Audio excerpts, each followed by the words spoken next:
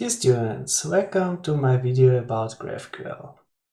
In this video we will talk about GraphQL, the query language in general, and then we'll talk about a few GraphQL services so you don't have to set up a complete GraphQL backend service for your projects if you want to use GraphQL.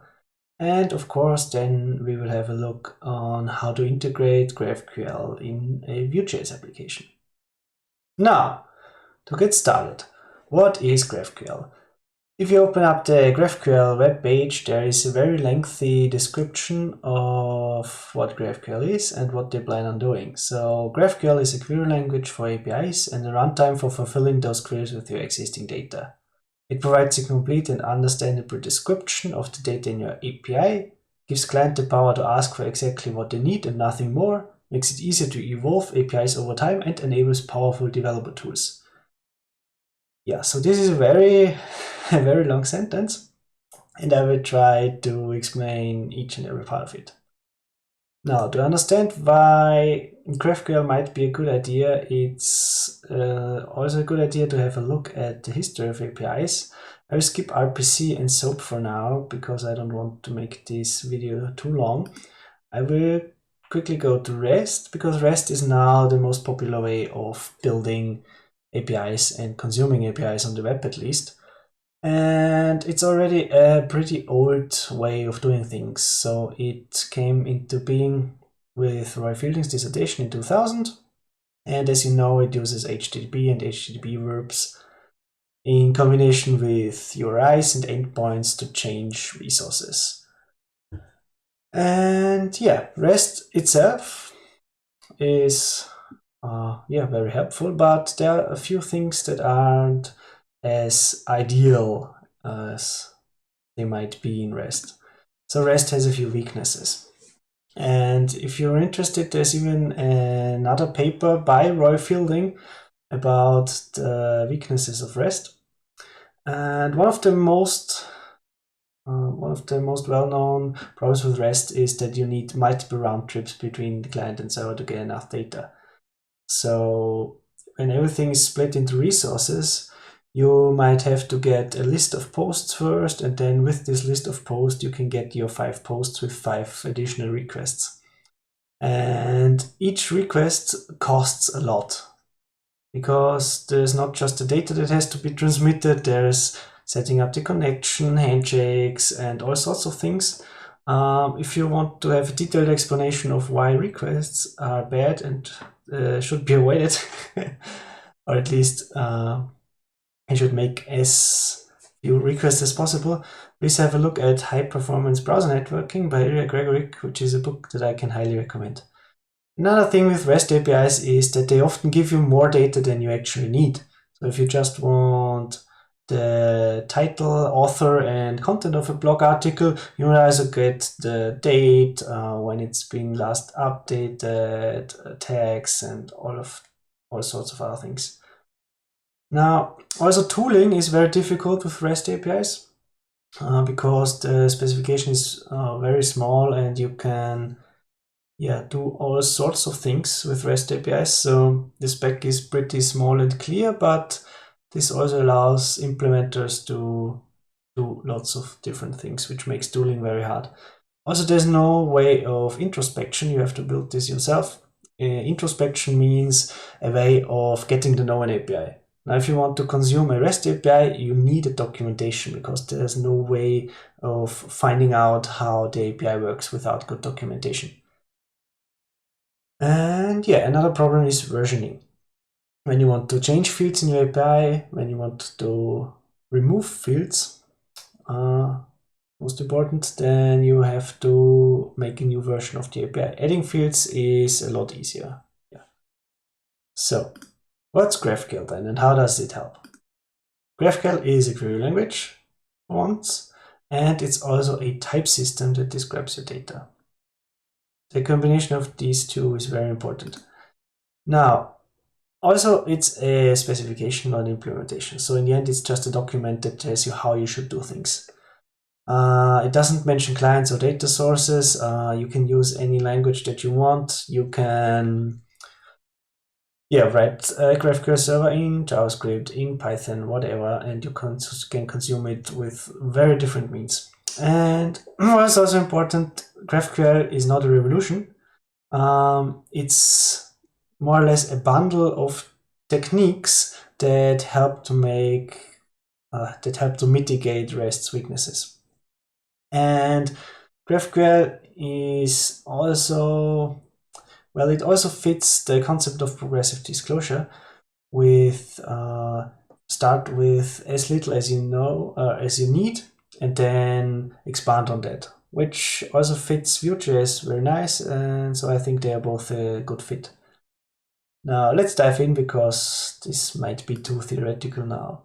Getting started.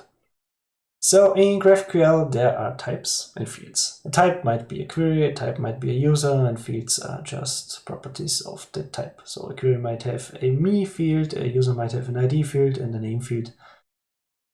And each of them has a type.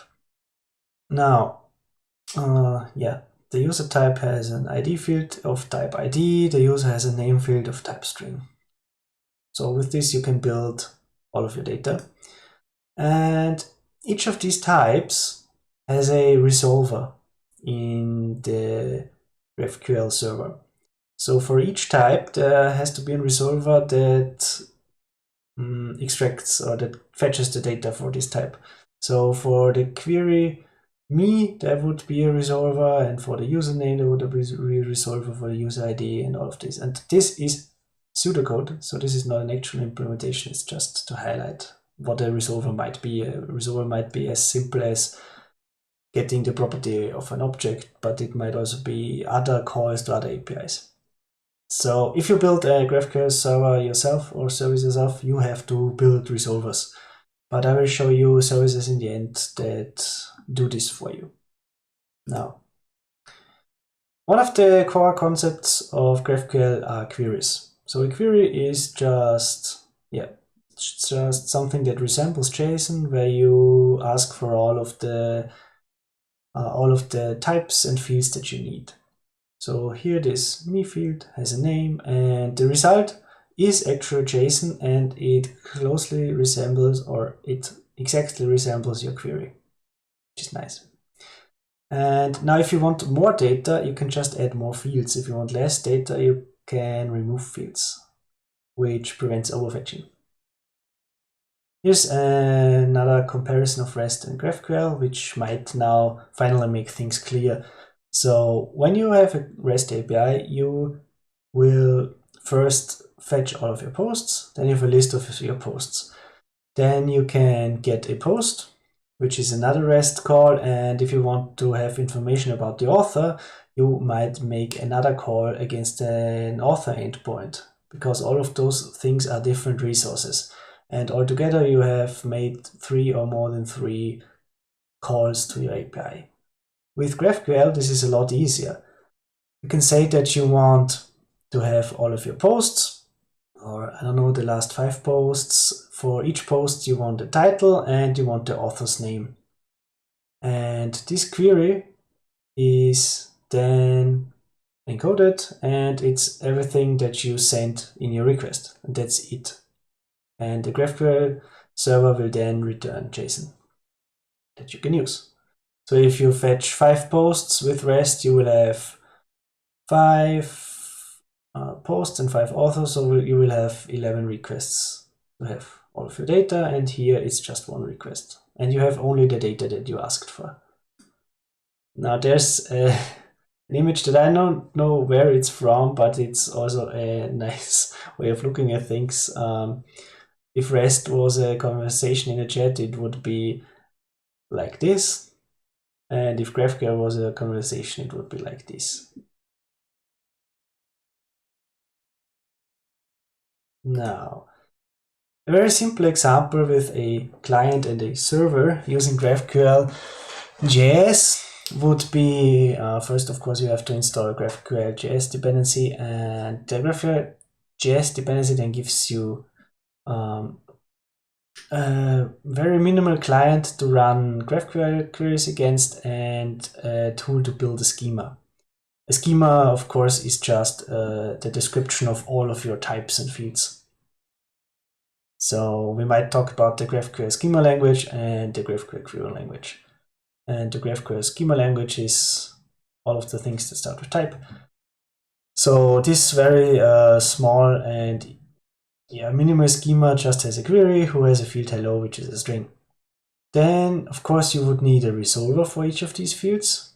As there's only a root query and a hello field, you're done with a simple function.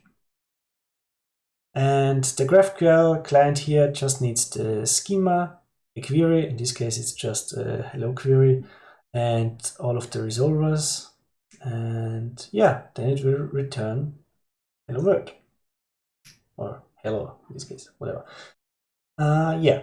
Now, also resolvers might bubble down, so a resolver might call other resolvers, and all of those things might be, how do we say,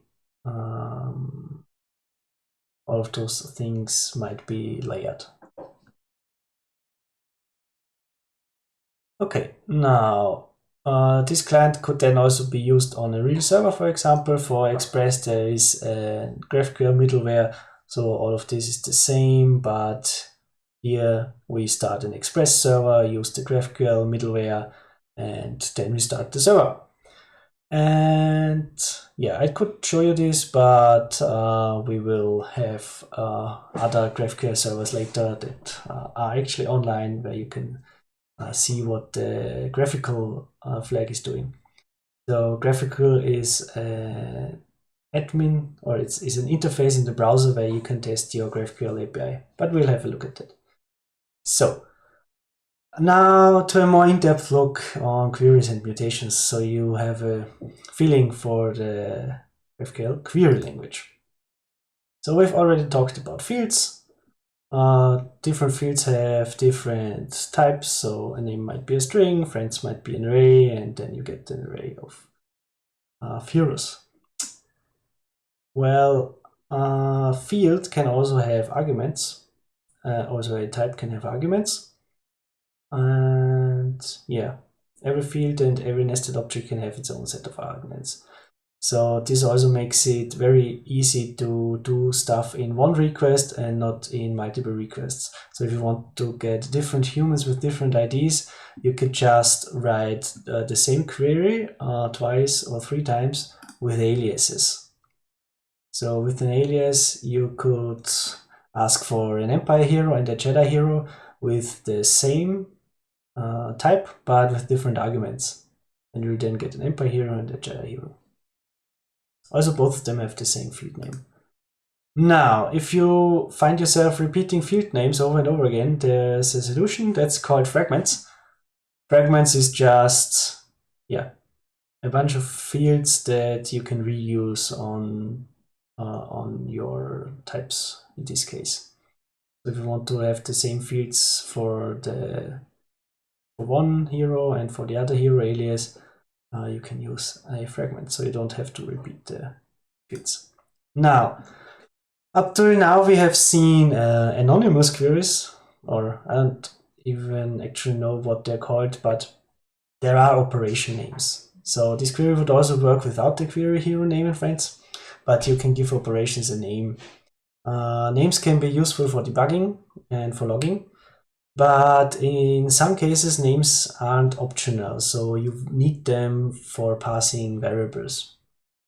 And the operation type actually is either query, mutation, or subscription. So these are the root types. A query, which is what you use most of the time and can be omitted. A mutation for changing data, and a subscription to listen for data in real time. Now variables look like this. You'll have your query name, your variable name, and your variable type. And you can then pass this variable to different arguments. Like this, there are also default values for variables. Then there are also directives. The core spec only they only require two different directives, and every implementation might have additional directives that do all sorts of things, like skipping fields when something happens, or including fields depending on the condition and stuff like this. Now, that was more or less everything that you have to know about querying data.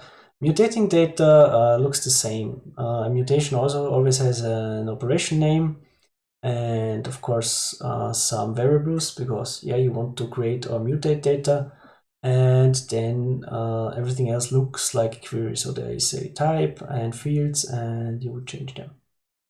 Now, there are also inline fragments, which might be handy. So inline fragments can help you when you have union fields, for example. So a character might be a human or a droid or a Jedi or whatever. And depending on the type, you can list different fields if you want.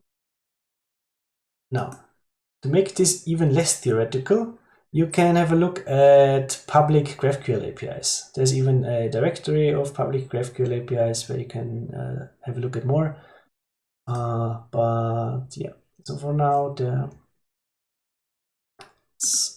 for example, the GitHub GraphQL API. And what you see here is the tool GraphQL. Now, this always looks the same. GraphQL gives you the ability to test out the API. So you start, it might look like this, and when you start typing, you can press on my keyboard, it's Control and space to get an autocomplete, where you can see all of the fields that are available, or all of the types that are available. So there's, for example, a user type, and if I run this, it will show me an error because I haven't specified anything. And here you can also see the type system at work, because the system, or I don't know, the GraphQL system now knows that the user field always needs an argument login, and it tells you that it was not provided. So to provide this argument, I write a, what's it called? A bracket with the login argument, and then I can search for myself. And there's now a parsing error. What's nice about these error messages is that they tell you the exact problem and the exact line and column of your GraphQL query. This is also possible because there's a type system. Now, GraphQL wants to have double quotes, and then I can access my user. Now, a user might have different fields, so I can see here that the user query will give me a user type. When I click here, I can inspect the schema of a user, which is cool. So here I can see that a user has different fields, like a bio, company. Try the company. Then you get additional data. There are also other queries. There might be arrays, stuff like that. Of course, there should also be a name, and all of this has auto-completion because of the type system.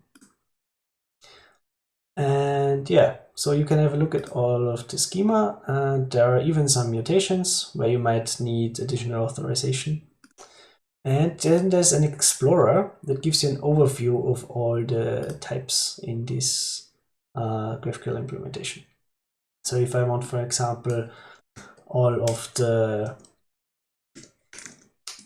repositories of a user, I can again have a look at myself, and if I don't want to use the auto-completion because I want a bit of an overview, I can just scroll down here and see what the user can give me. So the user can have a name, so okay, and he can also have repositories.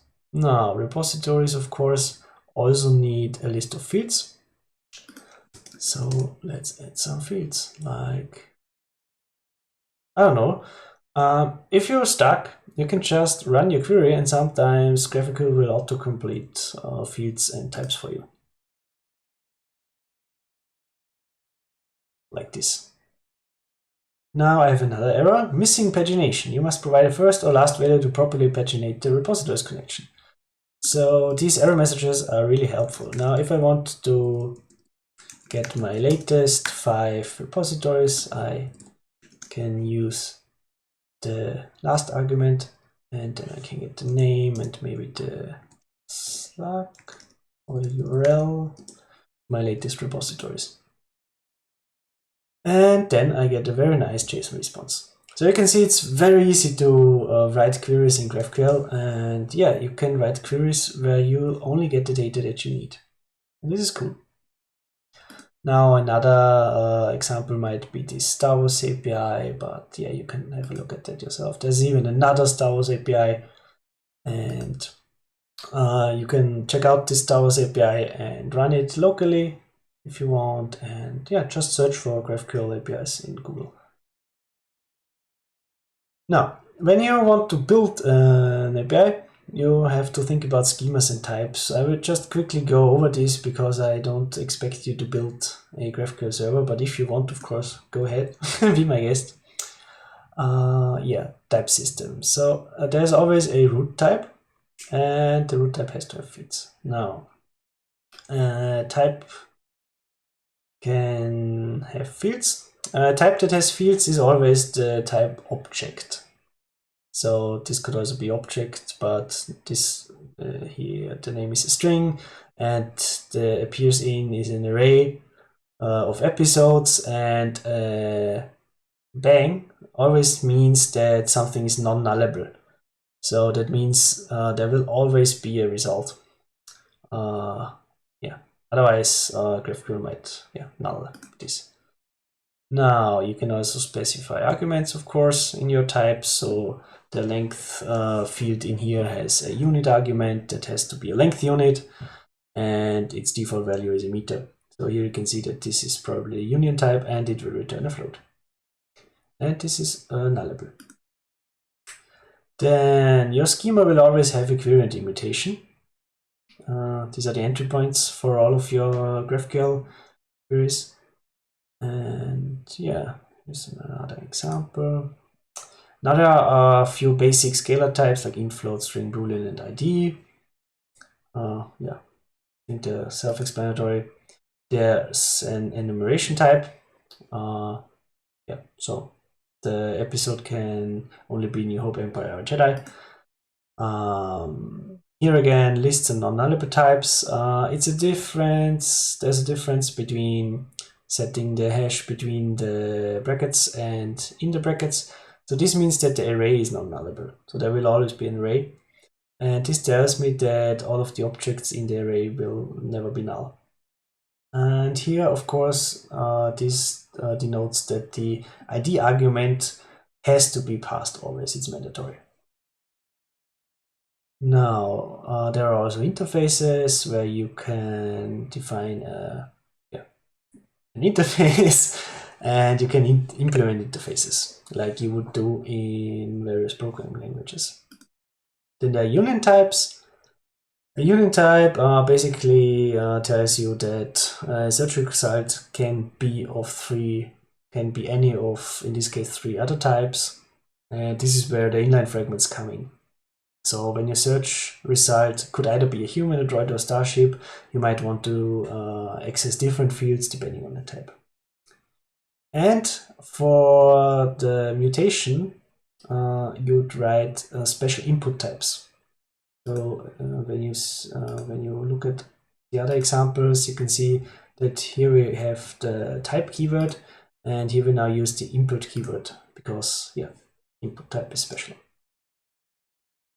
Cool. Now validation is actually pretty easy if you have a type system.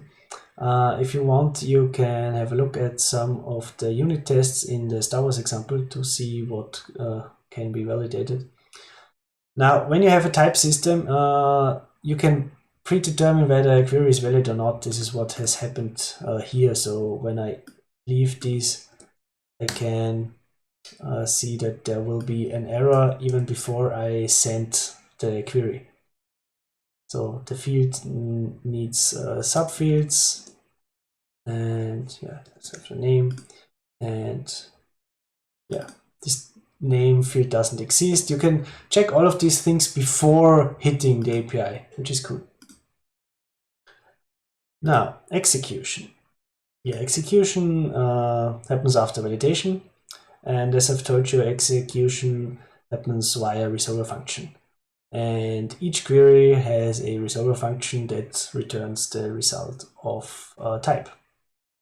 Or in other words, each field in a GraphQL query is a function of the previous type, which returns the next type. So this means that execution happens recursively. So yeah, and this has been done by some developers. Yeah, there's always a root field. Here in this case, you can see that the root field query has a human, and this is yeah, this might be an actual resolver. So your human is loaded from an API and then returned. Yeah. So in a query, you always get the previous object. You get a list of arguments passed to the query, in this case the ID, and you get a context with various global information like the database connection, for example. And then when you're in a human might have other fields like a name, and when you write the resolver for the name, the object will be a human, for example, because you go down from the query to the human to the name. So this is what's meant by this sentence. Yeah, and yeah, of course, sometimes resolvers are very easy. And most libraries don't require you to write such easy resolvers. They will do this for you. Now, introspection. Introspection means having a look at the types available, basically. And yeah, this is what GraphQL does when it gives you when it gives you this schema here. So this is actually called introspection. So if I want to know what a film is a node that has different fields. So this is introspection, and I can introspect all sorts of things. So if I write film, of course a film might need something, but I can get the type name of a film, for example. Now I have to have a film name. So I don't know any IDs right now. Let's head back to the, to the slides. I don't want to make this longer than it will be. So when you're in a field or a type, you can usually write __ schema or type system, and these fields give you information about the fields and types. So there's an example. So when I want to see all of the query types in my schema, I can do it like this. If I want to see all of the types, I can do it like this. And if I want to know more about a specific type, then I can use introspection like this. So now let's get to the fun part, GraphQL services. You've heard me talking about Jamstack and serverless now a lot of times, and this is no exception. There are services out there that can give you an GraphQL API, so you don't have to write one yourself. Most of them are CMSs. Some of the early GraphQL services are already dead. GraphQL and Scaffold were very popular in the beginning, but failed to generate any income, or I don't really know, or had weird business models. I want to suggest 3 services that I've used and that work pretty well. One of them is GraphCMS, one is Storyblock, and one is Hasura. And Storyblock and GraphCMS are each headless CMSs that provide a GraphQL API. Storyblock also provides a REST API, but GraphCMS only provides a GraphQL API. So there should be a GraphCMS page open. So this is just like any other CMS where you can edit content and data, and then you can access that data with the GraphQL API. You can also edit your data with mutations, but of course you would then have to write a serverless function so that not everyone is allowed to edit your data. Because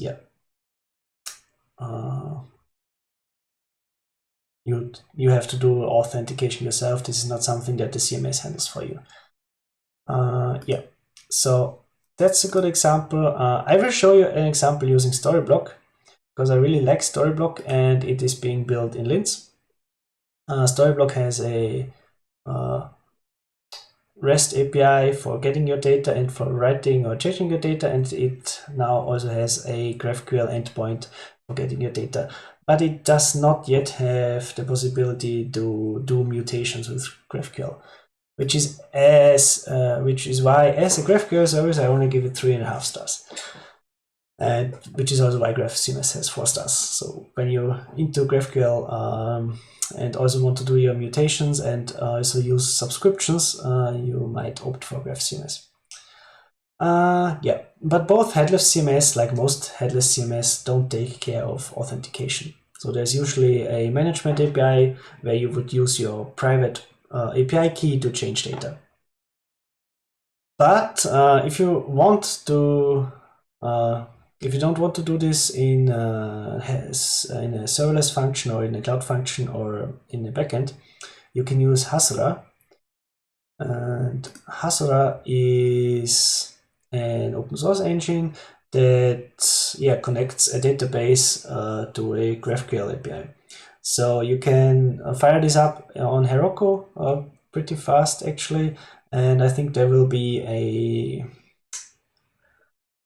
some sort of PostgreSQL database behind it, and if you add tables and schemas for this database, it will provide types for this database, and then you can access it.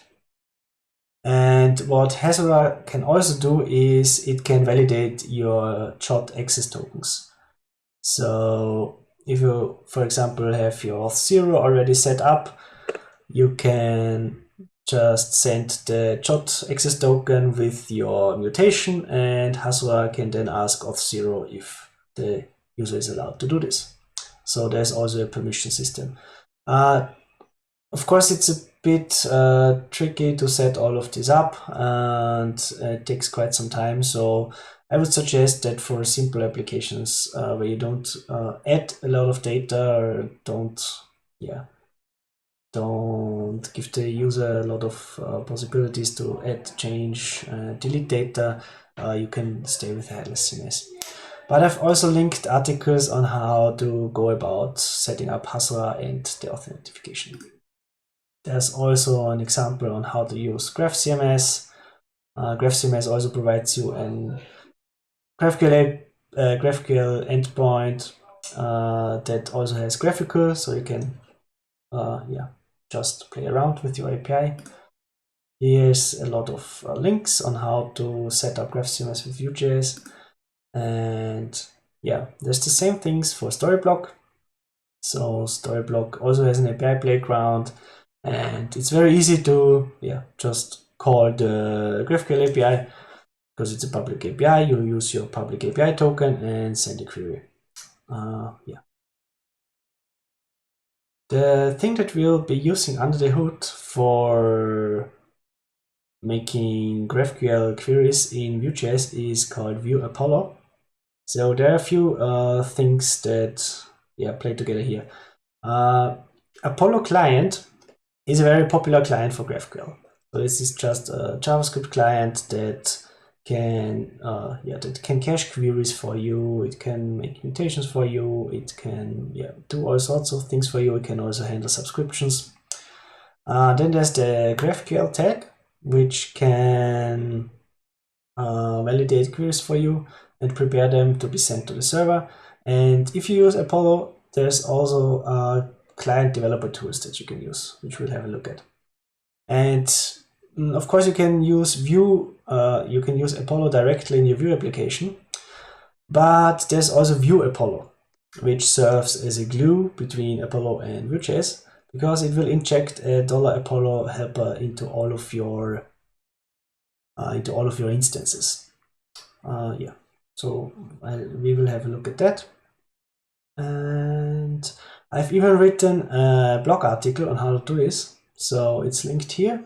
It's called How to Use Storyblocks GraphQL Endpoint with Vue.js and Apollo, which you might want to read, but I will just quickly walk you through the code in the GitHub example, which is also linked in the slides and which I have open on my machine. So this is also just a basic Vue CLI example, and in here we set up the Apollo client. So the Apollo client needs a GraphQL API endpoint, of course, and for Storyblock it's the GAPI storyblock.com, which we can have a look at and try out. So if you just go to, where is it? Go to the GAPI browser storyblock.com and use your token, you can get a graphical endpoint. And here you can see that, yeah, there's some different content types, and for example, there's also a way to list all of your pages. Yeah, so I can get all of my page items. The total is not very interesting.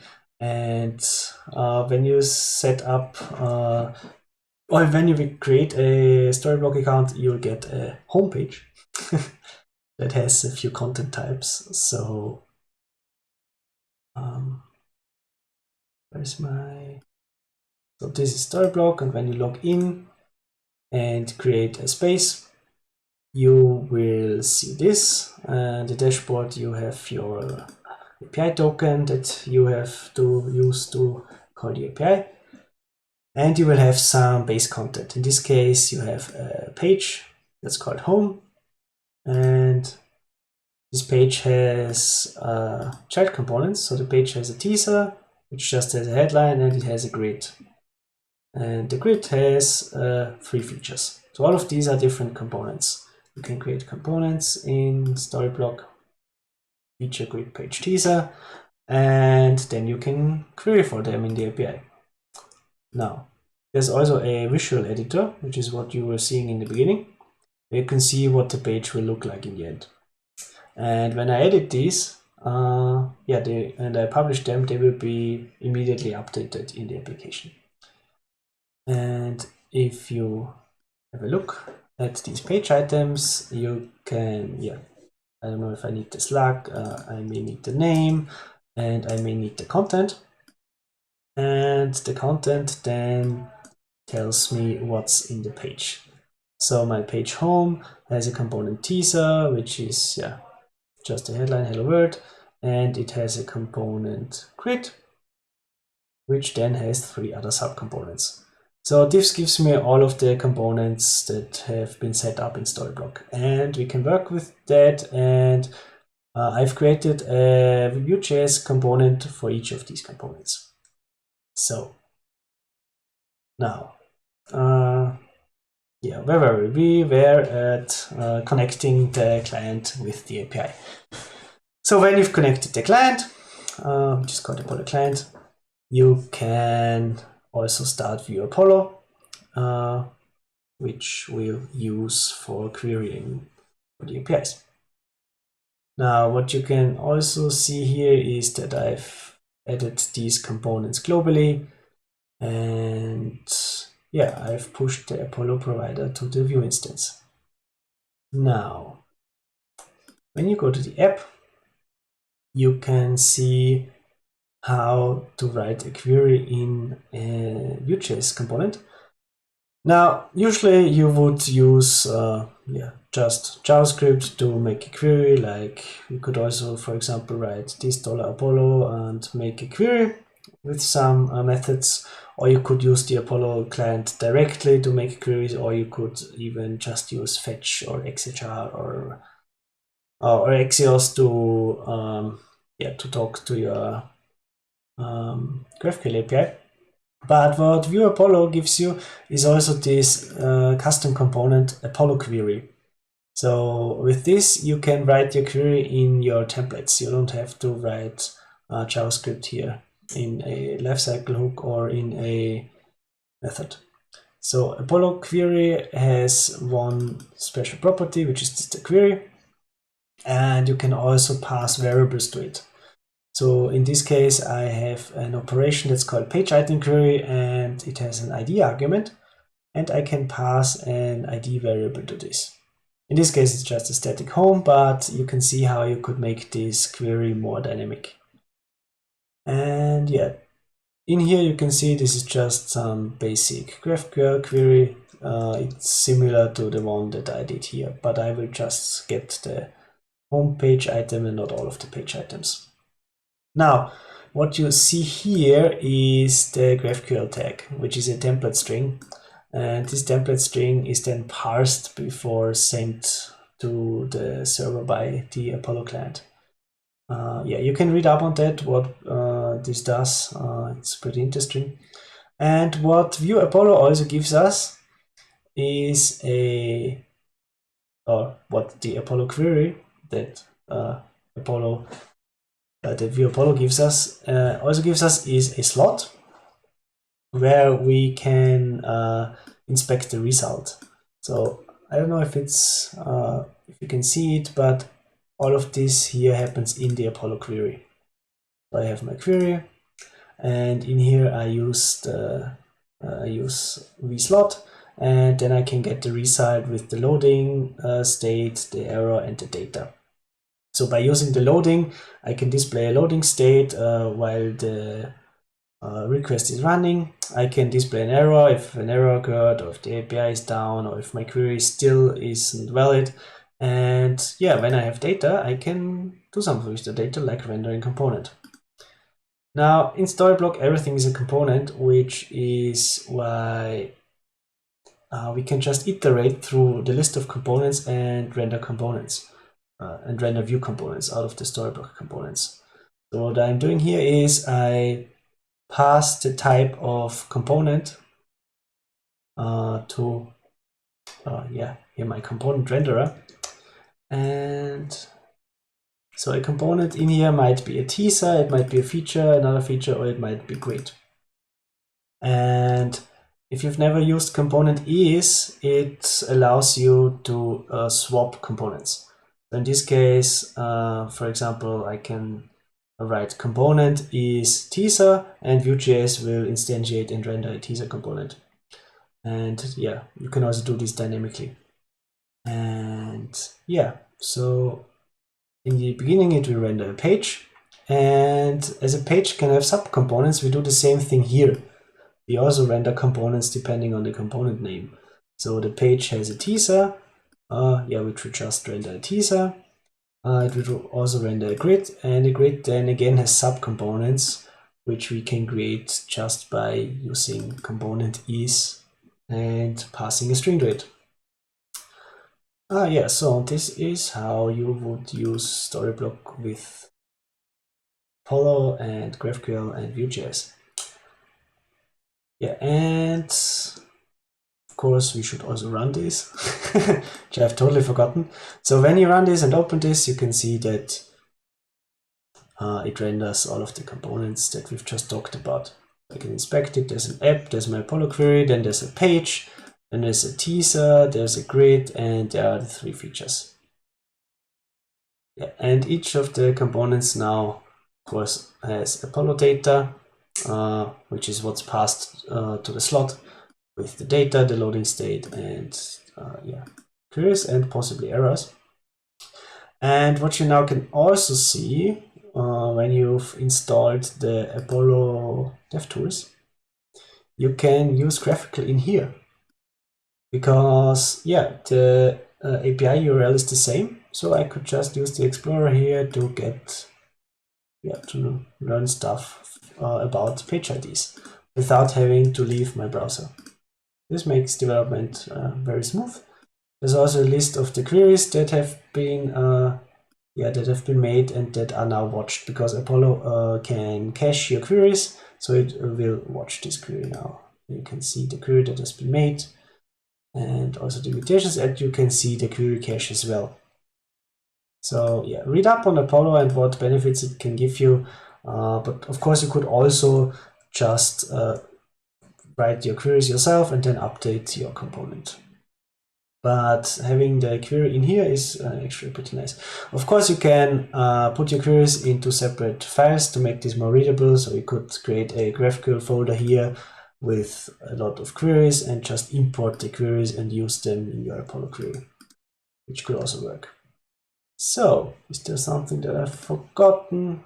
And you can read up on all of this in this blog article. So, initializing the GraphQL client, then making a query with the Apollo query, rendering nested components, creating components for each of the content elements, and putting everything together. So, that's that. And these are links to the View Apollo documentation, where you can read up on how to use queries, mutations, and subscriptions in View Apollo. You can skip the Apollo client documentation if you want, because yeah, all of this is wrapped by View Apollo. And then I've also added some more links to HUXE. So there's a tutorial by them how to deploy to Heroku, and also a tutorial on how to secure the endpoint, how to set up permissions, and there's even pages in the docs that tell you how to set up authorization with a JOT. So in the end, you will use an endpoint on Heroku if you use Heroku, or if you host it yourself, of course, it will be different. And on this domain, HUXE will be running, and HUXE will provide you with a GraphQL endpoint. And if you want to do a mutation, you can send the authorization header with a JOT. And maybe some of you have noticed, I suppose that Storyblock is also using HUXE because there's a HUXE icon here. Now, that was a lot about GraphQL. In conclusion, GraphQL is a query language for APIs and a runtime for fulfilling those queries with your existing data. So one part is the query language itself, and the runtime is actually running all of the resolvers and providing data for each of the fields. Now, the complete and understandable description of the data also comes from the type system and from the introspection, which is cool. I can ask for what I need when I just add or remove fields from a query. And what they mean by making it easy to evolve APIs is also directly related to adding and removing fields. So if you add fields, of course, it's very easy to just ask for them, but it's not entirely true that you don't need to have versioning with GraphQL. That might be another topic. And it enables powerful developer tools because, all of the schemas and introspection capabilities give you a way to work with the GraphQL APIs. So GraphQL is only possible because you can get information about all of the types. Then I have a few more links. A cheat sheet. Lots of people use GraphQL because they have a lot of REST APIs in their backend, or they have microservices. And this is actually the most popular use case for GraphQL, to provide a single API that you can use on the front end. And then from the GraphQL server, you can branch out and go to all of your different microservices and do tons of REST calls, because then in the front end you don't care about that. And on the server, you can make those things pretty fast because, optimizations. And you could also talk to different APIs. One of them might be another REST API, one of them might be something completely different, one of them might be XML, and you can wrap this pretty nicely with the GraphQL API. And then a few more case studies of people using GraphQL. And let me know if you want to use GraphQL now in one of your projects. I think it might be a good idea. It's very easy to use. It's also very easy to set up if you use one of the services that do the type creation for you. And if there are any questions, yeah, just ask, and see you next time.